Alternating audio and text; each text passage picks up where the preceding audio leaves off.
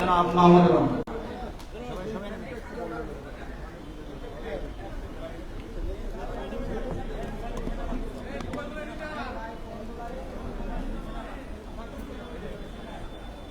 বিসমিল্লাহির রহমানির রহিম। উপস্থিত সুধীমণ্ডলী, আসসালামু আলাইকুম।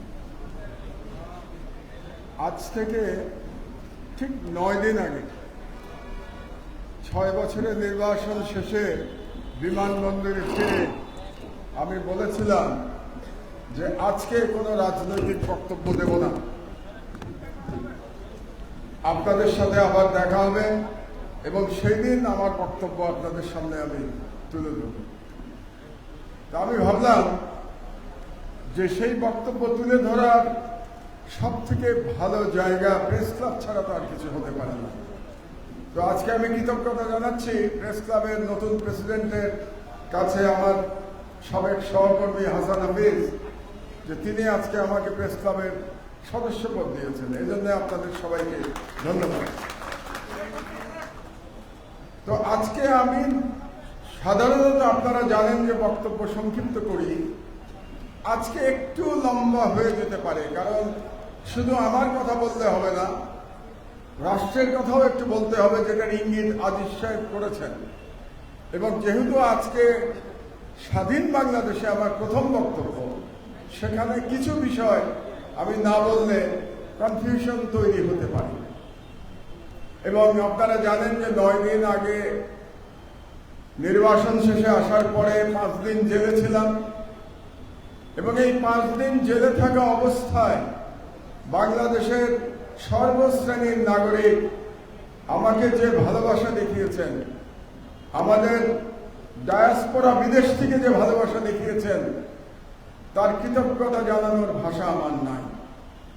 আমি এর যোগ্য নই, আমি তথাকথিত সুশীল নই, আমি সুশীল মিডিয়ার টাইটেল প্রাপ্ত বিশিষ্ট ব্যক্তি নই বাংলাদেশে, আমি রাজনৈতিক নেতা নই, রাজনীতির কোন রকম আকাঙ্ক্ষাও আমার নাই। আমি বাংলাদেশের আম জনতার একজন বর্ষিয়ান প্রতিনিধি মাত্র। আমি আমাকে ওইভাবেই বিবেচনা করি। বাঙালি মুসলমানের বড় বিস্মৃতি প্রবণতা রয়েছে, স্মৃতি ভ্রষ্ট হয়ে যায় খুব তাড়াতাড়ি, এমনকি নিকট অতীত খুব তাড়াতাড়ি ভুলে যায়। যেমন আমি দেখতে পাচ্ছি বাংলাদেশে ফিরে যে দানব শেখ হাসিনার, ফ্যাসিস্ট শেখ হাসিনার যে জুলুম, সেই জুলুম নিয়ে যেন আলোচনা ইতিমধ্যে কমে গেছে। আমরা অনেক বেশি আলোচনা করছি বর্তমান সরকারের ভালো খারাপ মন্দ এসব নিয়ে, কিন্তু তার থেকে কি বেশি আলোচনা হওয়া এখনো উচিত ছিল না যে দানব হাসিনা এই দেশটাকে কতটা ধ্বংস করে গেছে? কিন্তু সেই আলোচনা আমি কম শুনতে পাচ্ছি। এটাই বাঙালি মুসলমানের স্মৃতিশক্তি কম হওয়ার একটা প্রমাণ। তো আমি আমার দেশের প্রসঙ্গে অনেক কথা হয়েছে, আমি সংক্ষেপে 2-1টি কথা বলতে চাই।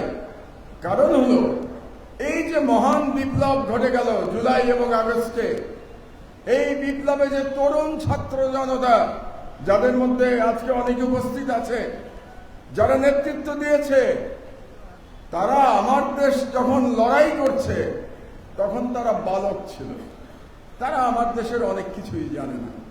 একে বাঙালি মুসলমানের স্মৃতিশক্তি নাই, দ্বিতীয়ত যারা বিপ্লবের ভ্যানগার্ড, তারা ওই সময় একেবারেই বালক ছিল, তারা জানে না আমার দেশের লড়াইটা কি।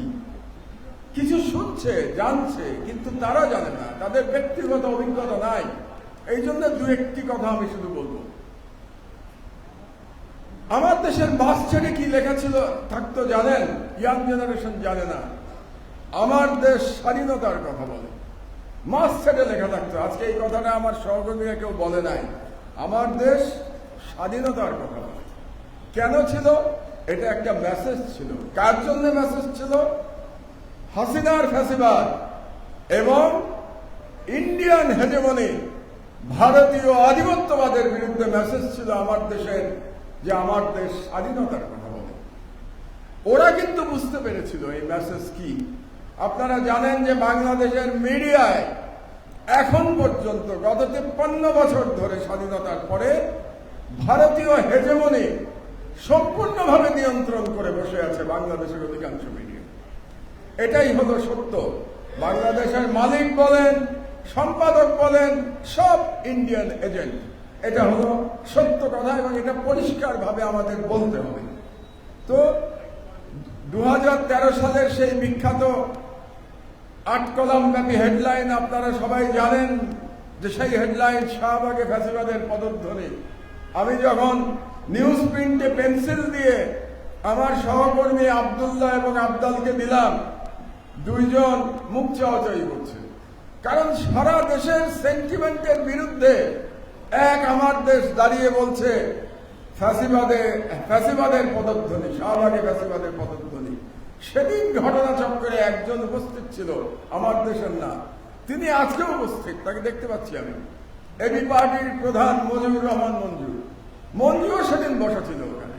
তো মঞ্জু আমার ওই লেখা শুনে এবং ও হতভম্ব হয়ে গেল। এখন হতভম্ব হয়ে কি বলবে, আমাকে তো কিছু বলতে পারে না, আমি তো অসম্ভব ঘাটতারা মানুষ, কাজে আমাকে বলে কোনো লাভ নাই। সেও বোকার মতো কিছুটা আবদালের দিকে তাকায়, জাহিদ চৌধুরীর দিকে তাকায়, আব্দুল্লাহর দিকে তাকায়। তো ওটা একটা ইতিহাস হয়ে গেল 2013 সালে শাহবাগে ফ্যাসিবাদের পদধ্বনি। কিন্তু আরেকটি বিষয় আপনারা জানেন না, আমার সহকর্মীরা ভুলে গেছে, তারও 4 বছর আগে আমি লিখেছিলাম, এই আমার দেশেই লিখেছিলাম, ফ্যাসিবাদের দিকে সরকারের যাত্রা। এটা কবে লিখেছিলাম জানেন? যখন ফ্যাসিবাদ শব্দ আসেই নাই, স্বৈরাচারের উপরে আমরা উঠতে পারি নাই, স্বৈরাচার ফ্যাসিবাদের পার্থক্য জানতাম না, তখন আমি লিখেছিলাম 2009 সালের এপ্রিল মাসে। এই যে এই বইতে এটা আছে, নবরূপে বাকশাল, এই বইতে আপনারা দেখবেন ফ্যাসিবাদের দিকে সরকারের যাত্রা। এটা 4 মাস তখন সরকারের বয়স। তারও 6 মাস আগে আমি লিখেছিলাম নবরূপে বাকশাল, নির্বাচনের আগে। এই সেই বই নবরূপে বাকশাল, এটা লেখা 2008 সালের নভেম্বর মাসে। এই বইটা ছাপা হয়ে গেছিল আমি যখন প্রথম জেলে। কারণ আমার দেশ ভারতীয় হেজেমনি এবং হাসিনার ফ্যাসিবাদের প্রকৃত চরিত্র একমাত্র আমার দেশ বুঝতে পেরেছিল এবং এখান থেকেই আমাদের সাংস্কৃতিক লড়াই মিডিয়াতে শুরু হয়েছিল আমার দেশে।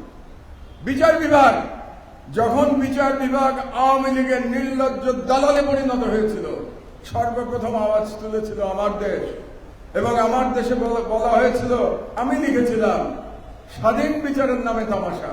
আর আমার সহকর্মী নিউজ করেছিল অলিউল্লাহ নোমান বিদেশে, যে চেম্বার মানেই সরকার পক্ষে স্টে।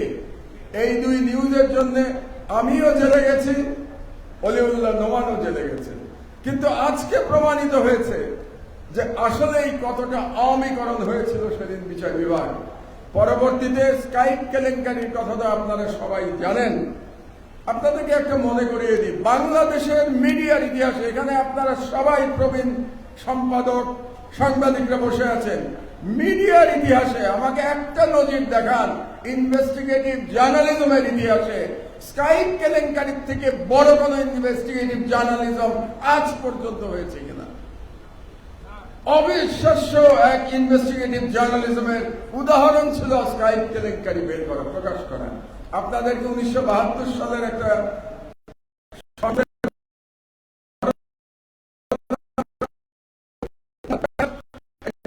ওয়াশিংটন পোস্টে 1972-তে নিক্সনের সম্পর্কে যে 2 সাংবাদিক করেছিলেন, তার নাম বব উডওয়ার্ড এবং কার্ল বার্নস্টাইন। বব উডওয়ার্ড শুধু পুলিৎজার প্রাইজই পান নাই, এটার জন্য তারা পুলিৎজার প্রাইজ পেয়েছিলেন এই ইনভেস্টিগেটিভ জার্নালিজমের জন্য। তারা ইনভেস্টিগেটিভ জার্নালিজমের ইতিহাসে অমর হয়ে আছেন। ইনভেস্টিগেটিভ জার্নালিজম বললেই সবাই ওয়াটারগেট স্ক্যান্ডালের কথা বলে, আর আমার দেশে আমরা স্বীকৃতি পাই নাই। কিন্তু ইনভেস্টিগেটিভ জার্নালিজমের কথা বললে স্কাইপ কেলেঙ্কারি আসা উচিত, কিন্তু আজ পর্যন্ত ওই স্বীকৃতি আমরা পাই নাই। বরং তার পরিবর্তে আমাকে জেলে যেতে হয়েছে। 5 বছর জেলে ছিলাম। আমার সহকর্মী অলিউল্লাহ নোমানকে সপরিবারে লন্ডনে গিয়ে রাজনৈতিক আশ্রয় চাইতে হয়েছে। আমার দেশ বন্ধ হয়েছে, শত শত সাংবাদিক বেকার হয়েছে। এই হচ্ছে পার্থক্য, যেটা বাংলাদেশে ইনভেস্টিগেটিভ জার্নালিজমের রোল মডেল হওয়া উচিত ছিল। তার পরিবর্তে আমাদের কি জুটেছে? লাঞ্ছনা এবং সাজা। আজ পর্যন্ত প্রশংসা পাই নাই আমরা। এমনকি জাতীয় এবং ইসলামপন্থী ঘরানার সাংবাদিকদের মধ্যেও এটা নিয়ে কোনো আলোচনা নাই, যেটা কত বড় ইনভেস্টিগেটিভ জার্নালিজমের উদাহরণ ছিল। এবং দেখেন, ওই ঘটনার পরে এই স্কাইপ কেলেঙ্কারির জন্য যে বিচারপতি দায়ী ছিলেন সেই নিজামুল হক নাসিম, এটা আপনাদের জন্য লজ্জার কথা। এই নিজামুল হক নাসিম, তার প্রমোশন হয়েছিল, সে আপিল বিভাগে গিয়েছিল। আপনাদের জন্য লজ্জার কথা। এই জন্য সাংবাদিক, তিনি প্রেস কাউন্সিলের চেয়ারম্যান হয়েছিলেন। আপনারা এটা বাধা দিতে পারেন না। যে লোকের এরকম নৈতিক স্খলন, নিজামুল হক নাসিম, সে আপনাদের প্রেস কাউন্সিলের চেয়ারম্যান হয়েছিল। আর তার এই অপরাধ বের করার অপরাধে আমি জেলে গেছিলাম। আজকেও আপনি চিন্তা করেন, বাংলাদেশে ওই যে বললেন না এখনো ফ্যাসিবাদ আছে, ফ্যাসিবাদ কতটা এখনো বিস্তৃত, যে এখনো মাহমুদুর রহমানকে এসবির রিপোর্টে বলা হয় ক্রিমিনাল। আমি ক্রিমিনাল, এসবির রিপোর্টে মাহমুদুর রহমান ক্রিমিনাল। আর নিজামুল হক নাসিম বিশিষ্ট ব্যক্তি আপনাদের দেশে। নিজামুল হক নাসিমের জেলে থাকা উচিত, সে ঘুরে বেড়াচ্ছে। নিজামুল হক নাসিমের তো এতক্ষণে অ্যারেস্ট হওয়া উচিত ছিল, গ্রেপ্তার হওয়া উচিত ছিল নিজামুল হক নাসিমের। কারণ একজন বিচারপতি এরকম অনৈতিক কাজ করতে পারে না, যেটা স্কাইপ কেলেঙ্কারিতে আমরা প্রমাণ করেছিলাম। আরেকটা মজার জিনিস আপনাদেরকে দেখাই। এটা একটা কাগজ, এটা কিন্তু বেশ ভাইরাল ইয়েতে, হোয়াটসঅ্যাপে। এটা হচ্ছে মোহাম্মদ মহিউদ্দিন আহমেদ, সে হলো বিশেষ পুলিশ সুপার সিআইডি যশোর। তো সে তার প্রমোশনের জন্য একটা কাগজ তৈরি করেছে তৎকালীন সরকারের সময় 2022 সালে। তো তার কি কি মানে সে কি বড় বড় কাজ করেছে, কি মহৎ কাজ করেছে। মহৎ কাজের মধ্যে একটা কাজ আমি আপনাদেরকে পড়ে শোনাচ্ছি। আমার দেশ পত্রিকার সম্পাদক মাহমুদুর রহমানকে আটক করে তথ্য প্রযুক্তি আইনে আমি চার্জশিট দিয়েছি। তার মানে মাহমুদুর রহমানকে অ্যারেস্ট করে তথ্য প্রযুক্তি আইন আইসিটি 57 ধারায় চার্জশিট দেয়া একটা ক্রেডিট, এবং এটা ক্রেডিট হিসাবে সে অফিসিয়াল। এটা এমন না যে কোনো প্রাইভেট কাগজ, it is a official document. এবং এই হচ্ছে বাংলাদেশ। এবং এই পুলিশ কোথায় আমি জানি না, মহিউদ্দিন আহমেদ কোথায়, এখন কোথায় চাকরি করে, কি পোস্টে আছে আমার জানা নাই, কিন্তু এরাই তো আছে পুলিশে। তো পুলিশের সংস্কার তো এখনো হয় না। এটা হচ্ছে বাস্তবতা। এই বাস্তবতা মেনে নিয়েই আমাদেরকে লড়াই অব্যাহত রাখতে হবে। তো বাংলাদেশে খালি পুলিশের কথা বলে কি হবে? মেইন প্রবলেম কোথায় জানেন? বাংলাদেশের মেইন প্রবলেম মিডিয়াতে। 1971 সাল থেকে বাংলাদেশের মিডিয়া সম্পূর্ণভাবে ভারতীয় এজেন্ট এবং ভারতীয় সম্প্রসারণবাদের যারা এদেশীয় দালাল, তাদের দখলে চলে গেছে। আমি ইকবাল সোমান চৌধুরী কিংবা নাইমুল ইসলাম খান মার্কা দুর্নীতিবাজ এবং নিম্ন শ্রেণীর চাটুকারদের কথা বলতে চাই না।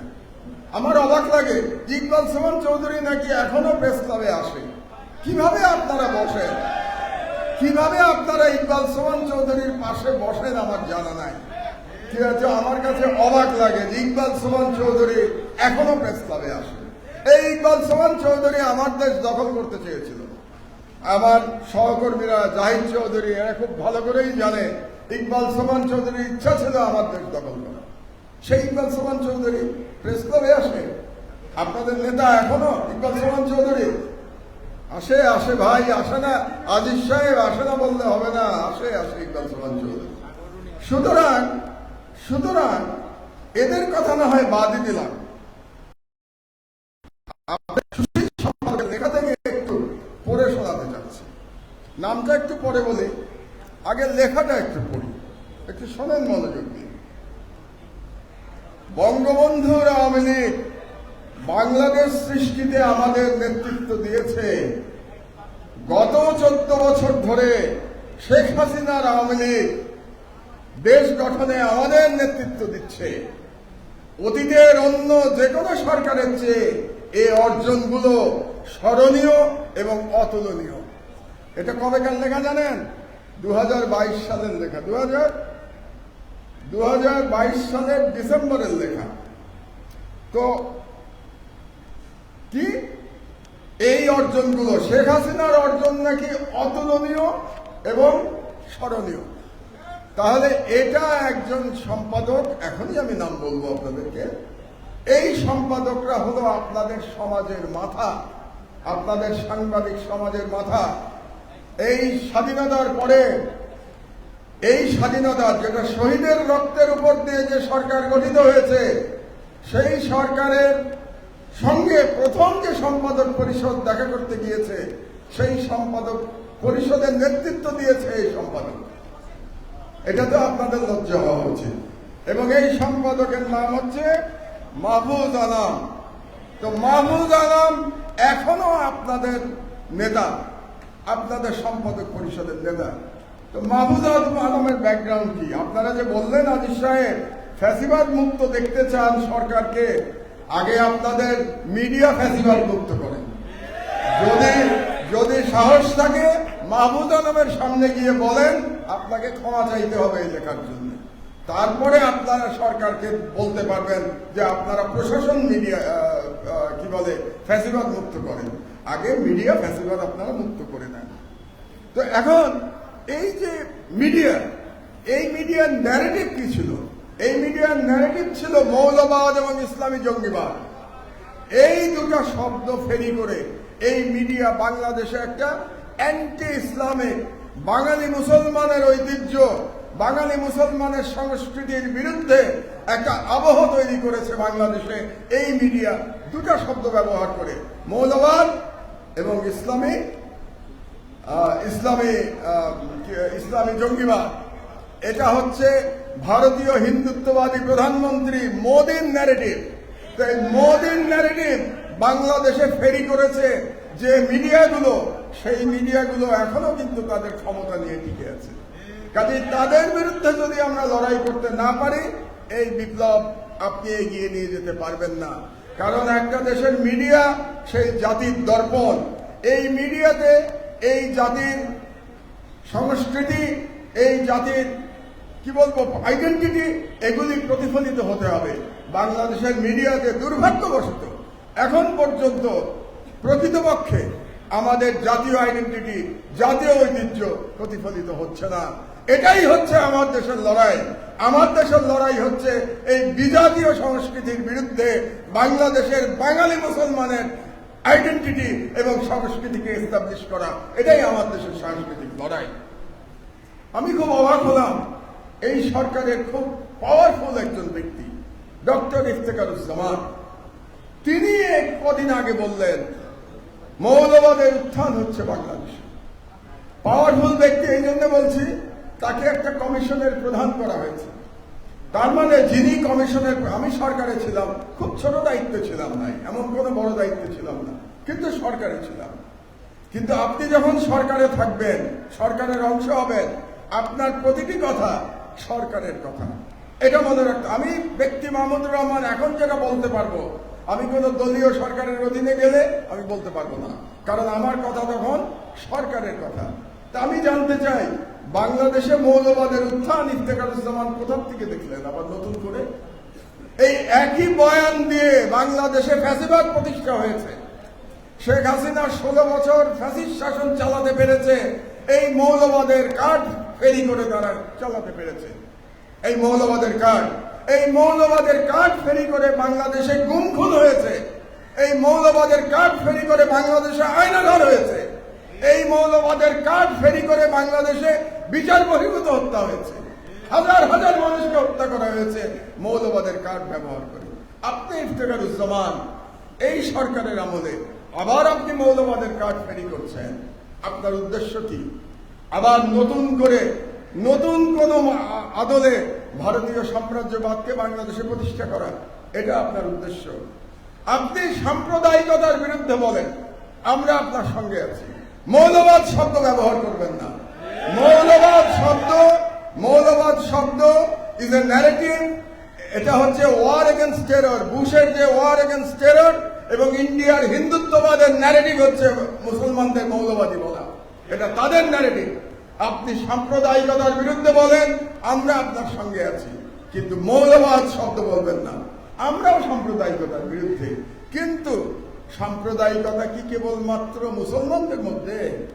অন্য ধর্মের সাম্প্রদায়িকতা নাই? আপনার এই যে এত বড় একটা প্রতিষ্ঠান বাংলাদেশে, হিন্দু বৌদ্ধ খ্রিস্টান পরিষদ, এটা তো একটা প্রকাশ্য সাম্প্রদায়িক সংগঠন। তাহলে তার বিরুদ্ধে তো আপনি কখনো বলেন না। তার নামের মধ্যেই তো সাম্প্রদায়িকতা, হিন্দু বৌদ্ধ খ্রিস্টান ঐক্য পরিষদ। এটা তো by name is a communal organization. আপনি সকল সাম্প্রদায়িকতার বিরুদ্ধে বলেন, আমরা আপনার সঙ্গে আছি। কাজেই আমি সরকারকে সাবধান করতে চাই, সতর্ক করতে চাই, মৌলবাদের কাজ আবার নতুন করে খেলবেন না বাংলাদেশে। আর অতি ইসলামিস্টদের সম্পর্কেও আমার কিছু কথা আছে। অতি ইসলামিস্ট হবেন না। 16 বছরের ফ্যাসিবাদী সরকারের আমলে আপনারা লড়াই করতে পারেন নাই। এখন একটা পরিবর্তন সাধিত হয়েছে, ফ্যাসিবাদের পতন ঘটেছে। আপনারা অতি ইসলামিস্ট হয়ে বাড়াবাড়ি করবেন না। বাড়াবাড়ি করলে বাংলাদেশের ইমেজ নষ্ট হবে, ভাবমূর্তি নষ্ট হবে। এবং অতি ইসলামিস্ট যারা বাড়াবাড়ি করছেন দুর্গাপূজা নিয়ে, কিংবা অন্য ধর্মের মানুষ নিয়ে, কিংবা আস্তিক আর নাস্তিক নিয়ে যারা বাড়াবাড়ি করছেন, তাদেরকে আমি বলে রাখছি, আপনারাও প্রকারান্তরে আপনারা ভারতীয় যে তাদের যে কৌশল, সেটা আপনারা বাস্তবায়ন করছেন। কাজে আমাদেরকে সতর্ক থাকতে হবে। যেমন করে আমরা ইফতেখারুজ্জামানের মৌলবাদী কার্ডের প্রতিবাদ করব, সেরকম করে আমরা অতি ইসলামিস্টদেরও আমরা প্রতিহত করব। এটা আমাদের করতে হবে, তাহলেই বিপ্লব সফল হবে। আদারওয়াইজ বিপ্লব সফল করা মুশকিল হয়ে যাবে। আরেকজন পাওয়ারফুল ব্যক্তি এই সরকারের, তার সম্পর্কে 2-4টা কথা বলা দরকার। ডক্টর দেবপ্রিয় ভট্টাচার্য এই সরকারের প্যারালাল ফাইন্যান্স মিনিস্টার। একজন আছেন ডক্টর সালাউদ্দিন, তিনি হচ্ছেন নামে উপদেষ্টা, আর প্যারালাল এবং more powerful is doctor Debapriya Bhattacharya. কারণ দেখলাম আমরা যে প্রফেসর ইউনূস সাহেব যে আমেরিকাতে গেলেন, তার সঙ্গে সফর সঙ্গী হিসেবে সালাউদ্দিন সাহেব যান নাই, সফর সঙ্গী হিসেবে গিয়েছিলেন ডক্টর দেবপ্রিয়। এই ডক্টর দেবপ্রিয় এত পাওয়ারফুল, আপনাদেরকে 11 সরকারের সময় মনে করিয়ে দেই, এই ডক্টর দেবপ্রিয়র জন্য বাংলাদেশের আইন পরিবর্তন করা হয়েছিল তাকে সরকারি পদ দেওয়ার জন্য। আপনারা ভুলে যান, ওই যে বলি না বাঙালি মুসলমান বড় তাড়াতাড়ি ভুলে যায়। এই doctor Debapriya was a beneficiary of 111 government, ভুলে গেছেন আপনারা সবাই। তাকে বিদেশে চাকরি দেওয়ার জন্য ফরেন মিনিস্ট্রিতে বাংলাদেশের আইন রাতারাতি বদলানো হয়েছিল। কি আইন বদলানো হয়েছিল আমি বলতে চাই না, এটা ব্যক্তিগত, আপনারা জেনে নেবেন, কিন্তু আইন বদলানো হয়েছিল তাকে সরকারে দেওয়ার জন্য। আজকে সেই দেবপ্রিয় অনেক পাওয়ারফুল। এই দেবপ্রিয় 2005 সাল থেকে পুরো 11 সরকারের সময় বাংলাদেশে ইন্ডিয়ান করিডোর দেওয়ার জন্য তিনি প্রতিদিন ক্যাম্পেইন করেছেন। বিদেশিদের টাকা নিয়ে প্রতিদিন সেমিনার করেছেন তিনি, যাতে বাংলাদেশে তথাকথিত ট্রানজিট দেওয়া হয়। এবং তার বক্তব্য কি ছিল সেদিন মনে করে দেখেন। আবারও আপনাদের স্মরণ শক্তি আমি হেল্প করছি আপনাদের মনে করার জন্য। তিনি এই বয়ান ফেরি করতেন যে ট্রানজিট দিলে পরে ট্রানজিট থেকে আমরা যে শুল্ক পাবো, সেই শুল্ক দিয়ে বাংলাদেশ সিঙ্গাপুর হয়ে যাবে। সেই শুল্ক দিয়ে নাকি আমরা এত টাকা পাবো ভারতকে ট্রানজিট দিলে পরে, যে ওই টাকাতেই বাংলাদেশের ফরেন কারেন্সি সব প্রবলেম সলভ হয়ে যাবে, আমাদের আর ফরেন কারেন্সি লাগবে না। দেবপ্রিয় বাবু, আমি জানতে চাই আপনার কাছ থেকে, এই গত 16 বছরে ট্রানজিট থেকে কত ডলার আয় করেছে বাংলাদেশ, আমি জানতে চাই। আজ পর্যন্ত আপনাদের কোন সাংবাদিক এই প্রশ্নটা সরকারকে করে নাই। আসলে 16 বছরে চাটুকারিতা করতে করতে আপনাদের সাংবাদিকদের আর ব্যাকবোন বলে কোনো জিনিস নাই। আপনারা যে মন্ত্রীকে তো শুধু চাটুকারিতা করেন, আপনারা মন্ত্রীকে তো কেউ প্রশ্ন করেন না। আমরা তো দেখেছি সংবাদ সম্মেলনের নামে কি হয়, তো আমরা দেখেছি এই দেশে। সুতরাং আমরা আজকে যদি আমার দেশ থাকতো, আমি বলে দিচ্ছি আপনাকে, আমার দেশ এতদিনে দেবপ্রিয় বাবুকে জিজ্ঞেস করতো দুটা প্রশ্ন, যে আপনি আমাকে হিসাব দেন যে আপনি যে ট্রানজিটের পক্ষে ওকালতি করতেন সেই ট্রানজিট দিয়ে আমরা কত টাকা আয় করেছি, কত ডলার আয় করেছি। এক, সেই আয় যদি যত সামান্য হয়ে থাকে, আমার যেটা ইনফরমেশন সেই আয়ের নাম মাত্র নাই বললেই চলে, তো সেই আয় যদি যত সামান্য হয়ে থাকে, তাহলে আপনি যে আমাদেরকে তখন স্বপ্ন দেখিয়েছিলেন যে ট্রানজিট দিলে পরে বাংলাদেশ কি বলে সিঙ্গাপুর হয়ে যাবে, তাহলে তার জন্য কি আপনি ক্ষমা চাইবেন জাতির কাছে? আমি দাবি করছি দেবপ্রিয়কে ক্ষমা চাইতে হবে জাতির কাছে। শোনেন, শেখ হাসিনাকে তোয়াক্কা করি নাই, নরেন্দ্র মোদীকে তোয়াক্কা করি নাই, এই সরকারকে তোয়াক্কা করবো আমি? জেল জুলুম আমার হজম হয়ে যায়, ও কিছু যায় আসে না আমার জেল জুলুমে। সুতরাং এই সরকারের ক্ষমতাবান ব্যক্তি ডক্টর দেবপ্রিয়, এই সরকারের ক্ষমতাবান ব্যক্তি ডক্টর ইফতিখারুজ্জামান, এদেরকে কে নিয়োগ দিচ্ছে? ইউনূস সাহেব একবার বলেছিলেন ওনার নিয়োগকর্তা নাকি ছাত্ররা। তো ওনার নিয়োগকর্তা যদি ছাত্ররা হয়ে থাকে, তাহলে কি এই সমন্বয়করা দেবপ্রিয় ইফতেখারকে চাকরি দিচ্ছে, তাদেরকে নিয়োগ দিচ্ছে? এটা আমার খুব জানার ইচ্ছা রইল।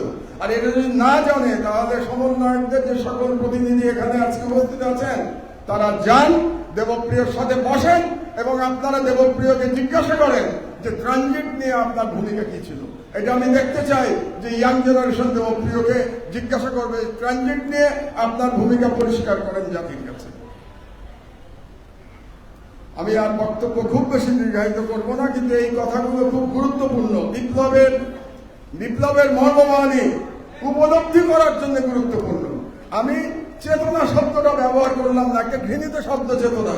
গত 53 বছরের অতি ব্যবহারে জীর্ণ একটা ঘৃণ্য শব্দ হয়ে গেছে চেতনা। এই জন্য চেতনা শব্দ আমি লেখা ছেড়ে দিয়েছি, ব্যবহার করা ছেড়ে দিয়েছি। এই চেতনা শুনতে শুনতে আমি বলতে চাই মর্মবাণী, বিপ্লবের মর্মবাণী উপলব্ধি করতে হবে আমাদেরকে। সেই কারণে আমি বলছি ইনশাআল্লাহ আমার দেশ পুনঃপ্রকাশ হবে, ইনশাআল্লাহ আমার দেশ পুনঃপ্রকাশ হবে। আমার সাথে, এবং আমি আশা করি এবং আমি বিশ্বাস করি এই সরকারের অধিকাংশ উপদেষ্টা আমার দেশের ব্যাপারে সহানুভূতিশীল। তারা চান যে আমার দেশ চালু হোক।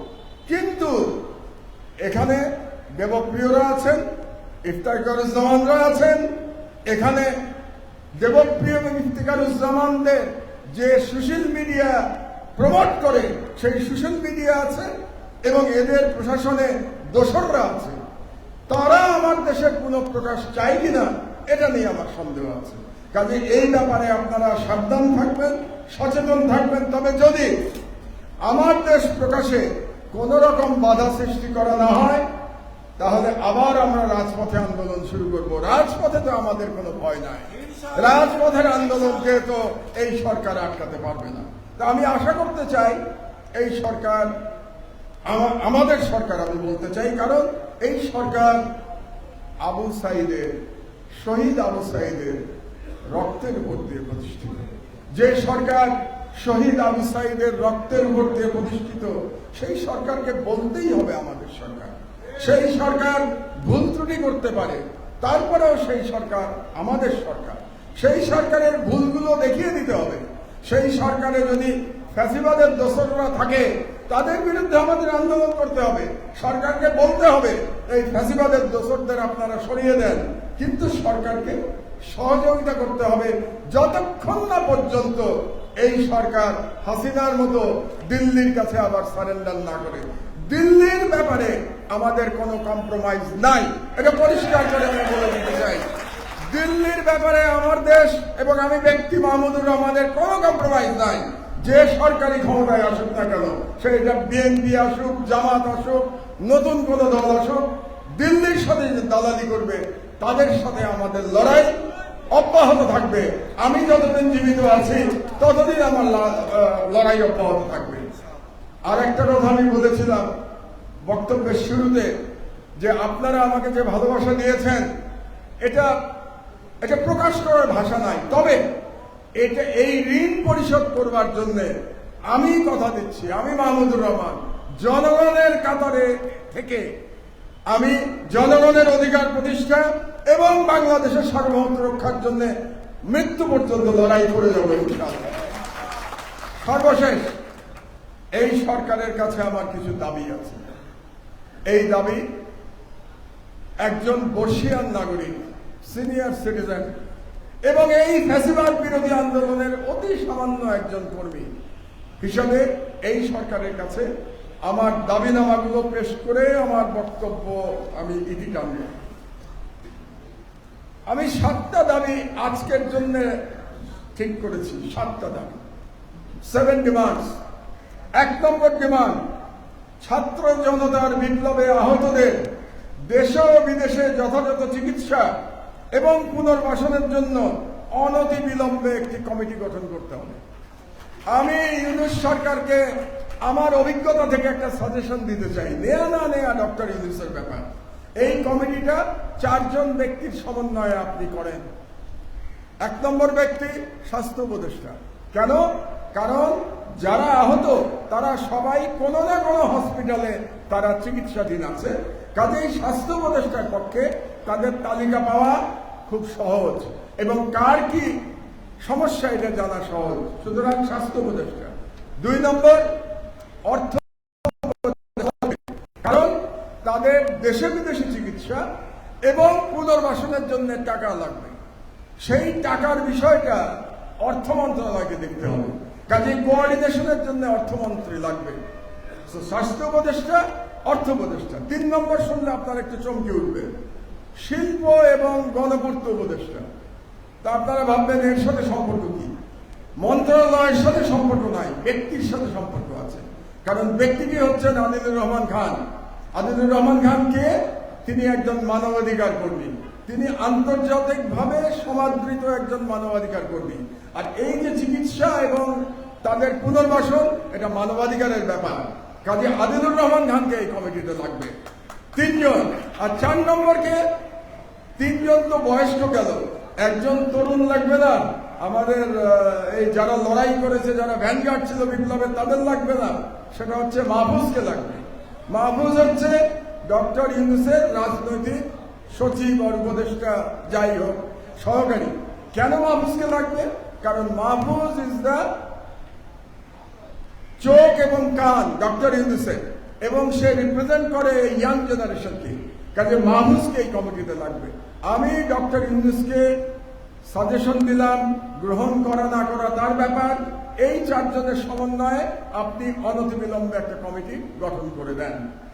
2 নম্বর, বাংলাদেশ ছাত্রলীগকে অনতিবিলম্বে এই সপ্তাহের মধ্যে একটি সন্ত্রাসী সংগঠন ঘোষণা করে বেআইনি ঘোষণা করতে হবে, নিষিদ্ধ করতে হবে। বাংলাদেশে গত 16 বছরে যত সন্ত্রাসী কর্মকাণ্ড ঘটেছে তার জন্য একতরফাভাবে বাংলাদেশ ছাত্রলীগ দায়ী। এই যে ছাত্র জনতার বিপ্লবে হাজার হাজার ছেলে মেয়েকে হত্যা করা হয়েছে, আবু সাইদকে হত্যা করা হয়েছে, মুগ্ধকে হত্যা করা হয়েছে, এই হত্যাকারীর মধ্যে পুলিশ ছিল এবং ছাত্রলীগের গুন্ডা বাহিনী ছিল। কাজেই ছাত্রলীগকে আমরা এই অনুষ্ঠান থেকে, আমার দেশ পরিবারের পক্ষ থেকে এবং সাংবাদিক সমাজের পক্ষ থেকে এই সরকারকে আমরা 7 দিনের আলটিমেটাম দিচ্ছি। 7 দিনের মধ্যে ছাত্রলীগকে সন্ত্রাসী সংগঠন করে নিষিদ্ধ ঘোষণা করতে হবে, অন্যথায় আমি সাংবাদিক সমাজকে মাঠে সাথে নিয়ে আমরা রাজপথে আন্দোলন শুরু করবো এই অ্যাকশন নেওয়ার জন্য। 3 নম্বর, যমুনা সেতুকে শহীদ আবু সাইদ সেতু নামকরণ করতে হবে, যাতে করে যুগের পর যুগ, শতাব্দীর পর শতাব্দী মানুষ যখন যমুনা ব্রিজ দিয়ে পার হবে তারা শহীদ আবু সাইদকে দেখতে পাবে। আর আবু সাইদের সেই প্রসারিত হবে, তার সেই শাহাদাত গ্রহণ বাংলাদেশের তরুণ সমাজকে শত শত বছর ধরে অনুপ্রাণিত করবে।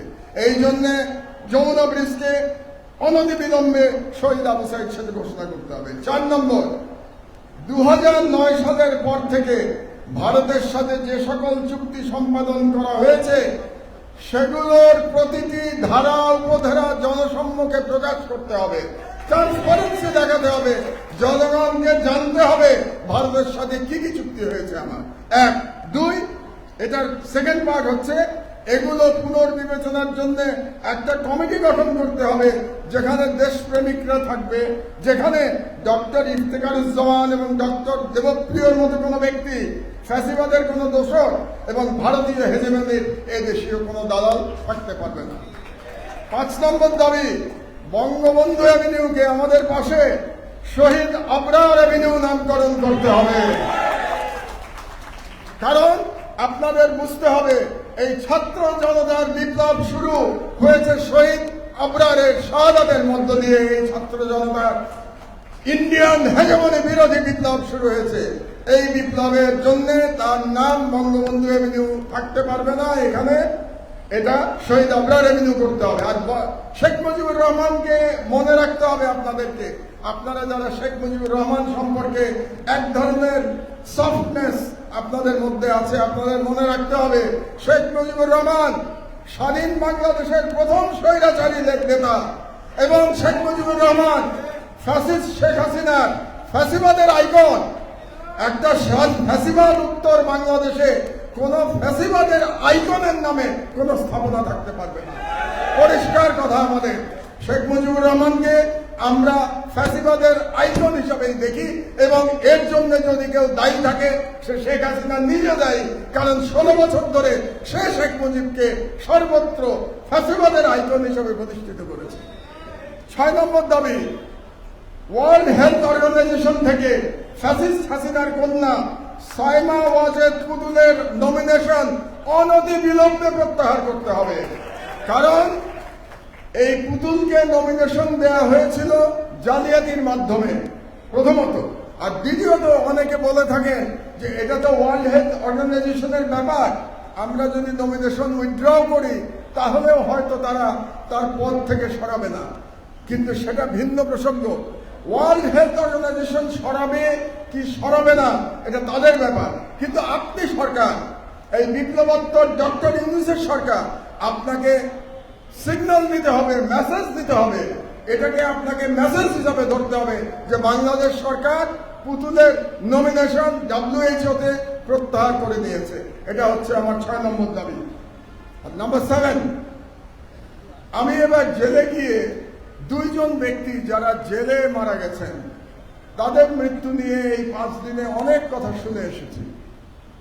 বিগত ফ্যাসিবাদী সরকারের আমলে তারা মৃত্যুবরণ করেছেন, কিন্তু আমাকে জেল থেকে যেটা বলা হয়েছে 2 জনকেই হত্যা করা হয়েছে। এটা জেলের 90% কয়েদিদের ধারণা, যে আমি নাম বলছি আপনাদেরকে একটু পরে, যে 2 জনকেই ফ্যাসিবাদী সরকার হত্যা করেছে।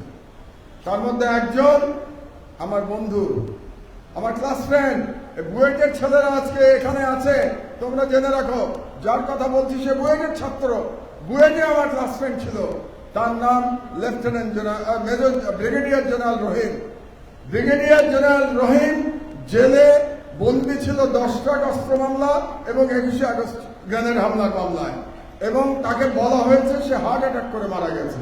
কিন্তু আমাকে বলা হচ্ছে যে তার হার্ট অ্যাটাক হয়েছিল, তারপরে তার চিকিৎসা করা হয়নি। এখানে ডাক্তার একজন বসে আছে, ডাক্তার সালাউদ্দিন, তাকে যখন আইসিইউতে নিয়ে গেছে আইসিইউ এর বিদ্যুৎ বন্ধ করে দেওয়া হয়েছিল, পাওয়ার ছিল না আইসিইউতে, কোনো ইলেকট্রিসিটি ছিল না, 2 থেকে 3 ঘন্টা ইলেকট্রিসিটি ছিল না। ওইখানে ওই অবস্থায় ব্রিগেডিয়ার জেনারেল রহিম মারা গেছে, রীতিমতো ছটফট করতে করতে মারা গেছে। এটা আমাকে একজন কয়েদি বলেছে। সত্য মিথ্যা আমি জানি না, আমি শুধু বললাম এই একজন। আর দ্বিতীয় ব্যক্তি বিএনপির নেতা নাসিরউদ্দিন পিন্টু। নাসিরউদ্দিন পিন্টুকেও বলা হয়ে থাকে রাজশাহী জেলে তাকে হত্যা করা হয়েছিল। কাজেই এই সরকারের কাছে আমার 7 নম্বর দাবি, আপিল বিভাগের একজন বিচারপতির নেতৃত্বে একটা বিচার বিভাগীয় কমিটি করতে হবে, তদন্ত কমিটি। সেই কমিটির দায়িত্ব হবে সমস্ত কাগজপত্র পর্যালোচনা করে ব্রিগেডিয়ার জেনারেল আমার বন্ধু ব্রিগেডিয়ার জেনারেল রহিম এবং আমার ছোট ভাই নাসিরউদ্দিন পিন্টু তাদের মৃত্যুর তদন্ত করা। এই 7টি দাবি আজকে আপনাদের এই অনুষ্ঠান থেকে জনগণের পক্ষ থেকে আমি সরকারের কাছে বললাম, আমরা এই সরকারকে কিন্তু সহযোগিতা করতে চাই। আমি বারে বারে বলছি, কারণটাও বলেছি, শহীদদের রক্তের উপর দিয়ে এই সরকার প্রতিষ্ঠিত হয়েছে। কাজে সরকারেরও এমন কিছু করা উচিত না যাতে করে কোনো কারণে আমাদের আস্থায় ফাটল ধরে। আমি আশা করতে চাই ডক্টর ইউনূসের সরকার সফলভাবে তাদের সকল দায়িত্ব শেষ করে দায়িত্ব ইলেক্টেড গভর্নমেন্টের কাছে দিয়ে তারা চলে যাবেন। আমরা আশা করছি, এখনো আমরা আশা করছি। আজকের বক্তব্য একটু দীর্ঘ হয়ে গেল, আই এম সরি, বাট আপনার এই কথাগুলো বলা খুব প্রয়োজনীয় বোধ করেছি। তো আজকে বক্তব্য শেষ করছি এই বলে যে বিপ্লব দীর্ঘজীবী হোক, ইনকলাব জিন্দাবাদ, বাংলাদেশ জিন্দাবাদ।